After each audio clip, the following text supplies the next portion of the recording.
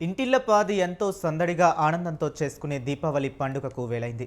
అమావాస్య చీకట్లను తరిమి కొట్టి జీవితంలో వెలుగులు జిలుగులు నింపే సంతోషాల సంబరం వచ్చేసింది.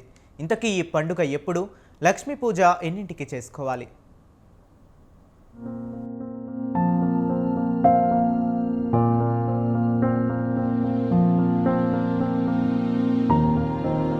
అమావాస్య చీకట్లను తరిమికొట్టి వెలుగులు నింపే పండుగ దీపావళి.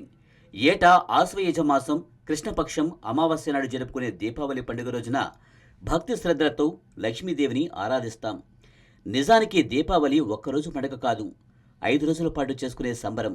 ఆశ్వయుజ మాసం కృష్ణపక్ష త్రయోదశి, చతుర్దశి, అమావాస్య, కార్తీక శుద్ధ పాడ్యమి, విదియ ఈ 5 రోజుల పండుగలన్నీ కలిపి దీపావళిగా వ్యవహరిస్తారని సనాతన ధర్మం చెబుతుంది.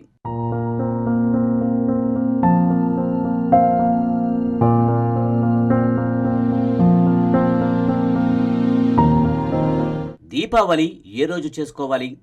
దృక్ సిద్ధాంత గణితం ఆధారంగా ఏ రోజైతే ప్రదోష కాలానికి సాయంత్రం, రాత్రి వేళలకు అమావాస్య తిథి వ్యాప్తి అయి ఉంటుందో ఆ రోజునే దీపావళి పండుగ చేసుకోవాలి.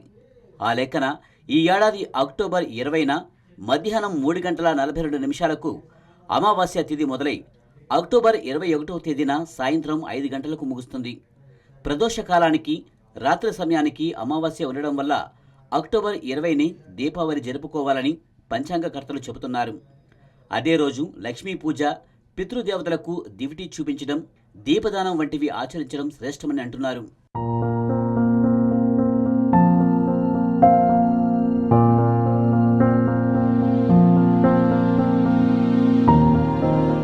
లక్ష్మీ పూజకు ముహూర్తం ఎప్పుడు?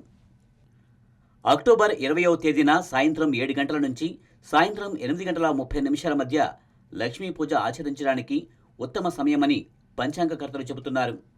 అలాగే దీపావళి రోజున ప్రదోష కాల సమయం సాయంత్రం 5:45 నుంచి 8:15 వరకు ఉంది.